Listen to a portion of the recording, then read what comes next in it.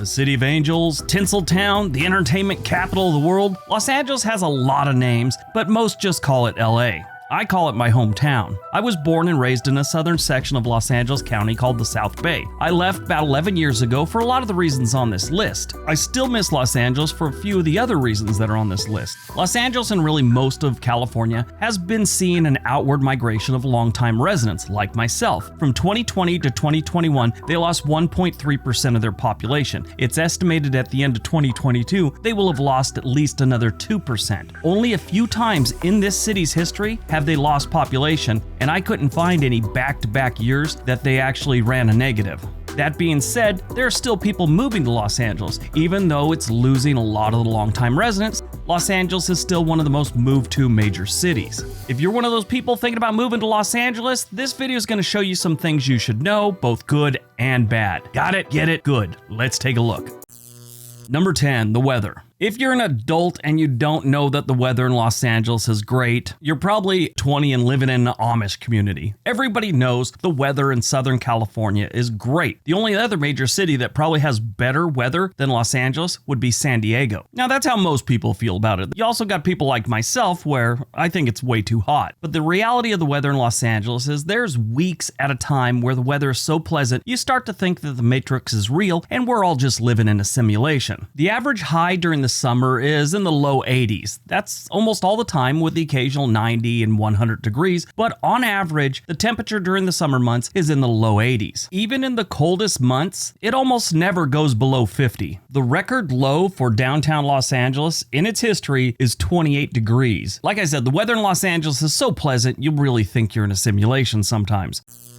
Number 9, know your neighborhoods. If you decide you want to move to Los Angeles, there's a lot of things you need to keep in mind. The crime rate is typical of a very large city. Los Angeles is huge, and Los Angeles City downtown area, the crime rate is 22% above the national average. Their violent crime rate is 86% above the national average. Now, if you're living in some small town in like Iowa or Wisconsin, you'd probably just gasp at those numbers. The reality is, Los Angeles, most of it at least, is a very safe place. 22% above the national average is not bad when you look at places like Detroit, where it's 130% above the national average, and they have a violent crime rate that's 462% above the national average. St. Louis, 234% above the national average. Their violent crime rate is 420% above the national average. And I know someone's going to ask because everyone thinks that Chicago is just the absolute worst place in the world, but the city itself, on average, their total crime rate is 67% above the national average, and violent crime rate is 143% above the national average. So really, Los Angeles overall isn't that bad. That being said, they got some pretty downright scary neighborhoods. Let me get this out of the way first because there's always a comment about it. Right now, the total crime rate in Compton, California is 51% above the national average. Violent crime rate is 204% above the national average. Not nearly as bad as Detroit and St. Louis. You have some of the neighborhoods around Watts in Los Angeles that are like 80% above the national average with a violent crime rate that's 305% above the national average. So there's a lot of places in Los Angeles that are pretty bad, but they're not nearly as bad as some of the other places in the United States. Here's a quick rule of thumb from someone that grew up there. The closer you stay by the beach, the safer it's going to be. Now, nothing's perfect, but they're definitely safer neighborhoods and towns. If you look at the map of LA County and go down to the south side, you find Long Beach. Most of Long Beach is really nice. If you go inland a mile or two, past Signal Hill, you start running into some areas you don't need to be at. Moving up a little bit, you get into the Peninsula area, which is Rolling Hills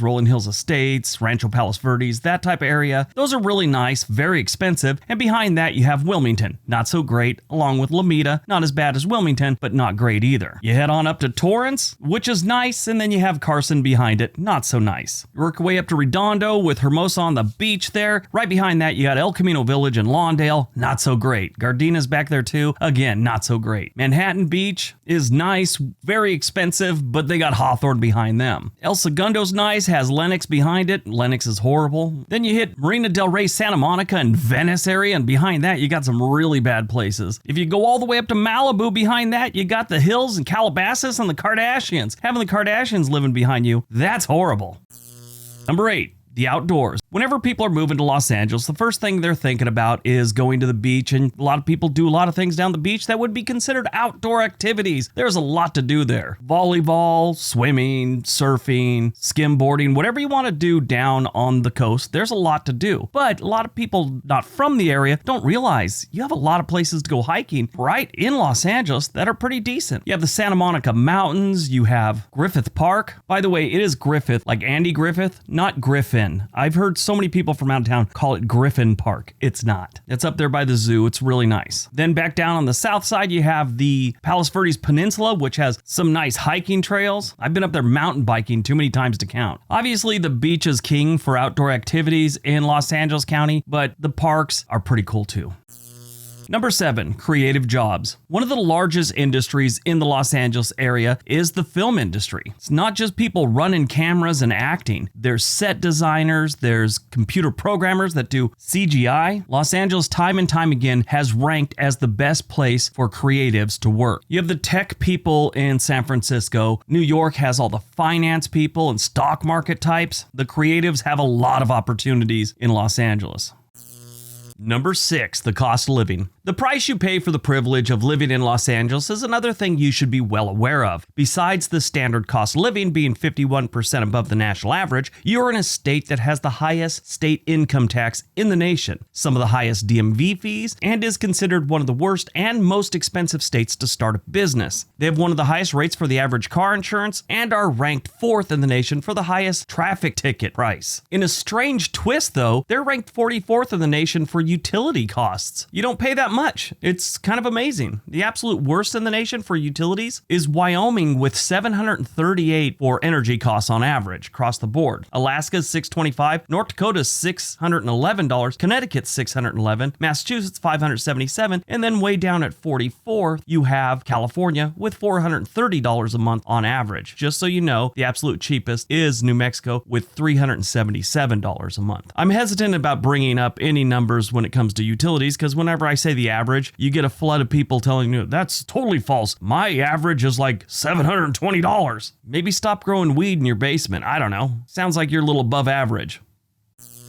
Number 5. You don't see movie stars everywhere. I don't know how many times growing up in Los Angeles I'd run into someone from Iowa, Ohio, Georgia, or West Virginia, and they've asked me, where can I see movie stars? They always used to ask me that. Here's the thing, you don't. Especially nowadays, there's a lot of weirdos, and those type of people really don't hang out in the general populace around Los Angeles. So it's not like you can go to Hollywood Boulevard and check out all that tourist stuff and there's gonna be movie stars there. It just doesn't happen. In my experience in Los Angeles, where I've seen the most celebrities is on the frickin' freeway. I've been on the 405 freeway, turned to my left, and there's Kobe Bryant before. I saw Jack Black on the freeway, and I think it was Ben Stiller sitting with him, and I've seen Jay Leno a couple times in traffic. So if you're coming out from the Midwest or whatever, just keep in mind, the streets aren't paved in gold with celebrities everywhere. It's just not realistic.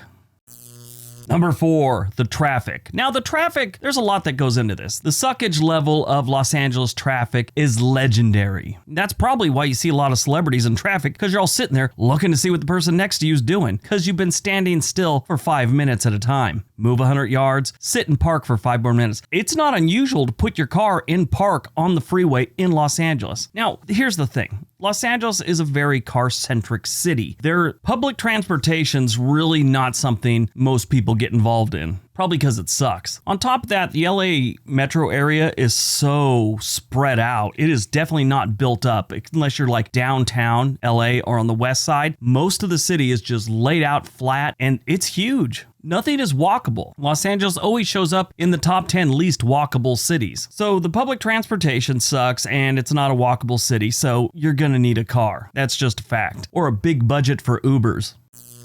Number 3, the entertainment. Now, yeah, like we said, it's known as the entertainment capital of the world. That really has to do with the movie, television industry, but it's so much more than that. Think of all the amusement parks in and around Los Angeles County. Magic Mountain, Knott's Berry Farm, Disneyland, California Adventure, Universal, Pacific Park on the Santa Monica Pier is nice. If you're into sports, this is one of the best cities in the country for that. I mean, we have every single major sport. In some cases, we have 2. The Rams and the Chargers play at the same place. The Clippers and the Lakers play at the Staples Center, which is now the Crypto.com arena. The The Kings play at the Crypto.com Arena, and then down the road in Anaheim, which isn't too far from LA County, you got the Ducks play down there, along with the California Angels, and then back up in LA, you have the Dodgers, of course. LA has 2 Major League Soccer teams, some of the world's best art galleries and museums, comedy clubs, and more music venues than I could list in this video. You also have Venice Beach. I wouldn't recommend anyone go there. I mean, it's gotten better in the last year or two, but Venice Beach has never been a good place. It's nice for tourist stuff, but it's dirty, it's gross, and in some cases, it can be dangerous. Now, any place can be dangerous, but Venice Beach, if you don't know about the place, you're probably not expecting it.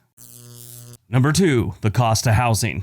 The median listing price in Los Angeles for a home is $496,000. That's 169% above the national average. But as we all know, median is really unrealistic. Realistically, even in the bad neighborhoods, you're looking at paying $700,000 for a home. I grew up in a middle-class neighborhood. Yeah, I'd say middle class, upper middle class, somewhere in that area. I wasn't living behind the gates or anything like that, and any Butlers or Mercedes, anything of that nature. But in my neighborhood right now, it is hard to find a home that is under $1 million. And in Los Angeles, that neighborhood's considered middle of the road. Here's a screen grab from a Zillow map. This is an area not too far from where I grew up. It's definitely not the best neighborhood to be living in. Look at the prices. Anything under $700,000 on this map right here is a condo or a townhome. They have $1 million homes in a neighborhood that I probably wouldn't want to live in. You have a lot of different places in the LA area where if you're not willing to spend $5 million on a home, you might as well just give up on that neighborhood or suburb or whatever. Take one of the richest neighborhoods in Los Angeles, Beverly Hills.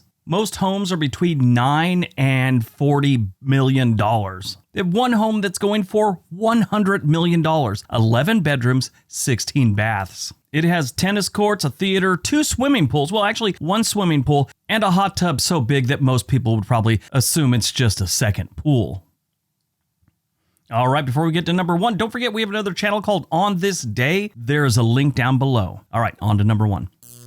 And number 1, Skid Row. Skid Row is straight up depressing. This is one of the worst situations when it comes to the homeless explosion in the country. I would argue this is the absolute worst. There's the Tenderloin in San Francisco, which we just talked about on another video. Skid Row is so much worse. It honestly is so bad, it makes some of the worst parts of Tijuana look kind of inviting. It's disgusting. And this didn't just blow up because of the pandemic. This has been like this. Probably got a little bit worse. The tent thing, like I said in the San Francisco video, it's kind of new. It's only been around since 2010, 2011. Before that, people just crash out on the sidewalk with cardboard or whatever they could get. Now they get a hold of tents and you have these tent villages on the side of the road. And the one in Skid Row, it's packed. It's wall-to-wall tents. It's really one of the saddest things you will probably ever see. It's bad enough when you own a house that basically has no property and your neighbor's like right on top of you. But when you live in a tent and the street is so crowded, you can't even walk between the tents in some cases. Now, if you are thinking about moving to Los Angeles, this is the thing you need to know about Skid Row. You need to avoid it at all costs. Figure out where it is on the map and make sure you never go there. Definitely don't go there at night. You got to drive through there during the day. That's one thing. But if for some reason you get off the freeway near this area at night, ask your navigation system how to get out of there and then start praying a little bit. Everyone talks about how bad the Tenderloin is in San Francisco. That's the one you always hear about. This is so much worse. Skid Row was a normal neighborhood through the 1940s. In the 1950s, it became a place where alcoholics and other people that were down on their luck could get a meal and a bed. There was all kinds of shelters and things like that. There's been different programs to try and fix Skid Row, but it has never gotten better. Skid Row was established by city officials in 1976 as an unofficial contaminated zone where shelters and services for homeless people would be tolerated. Now, this is my favorite story about Skid Row. During the 1970s, 2 Catholic workers, Catherine Morris, a former nun, and her husband, Jeff Dietrich, founded Hippie Kitchen in the back of a van. Over 40 years later, as of March 2019, they were still active in the neighborhood at age 84 and 72. In 2005, hospitals and law enforcement agencies were discovered to be dumping homeless people in Skid Row. Yeah, they'd pick them up in other parts of the city and just drop them off there. Classy.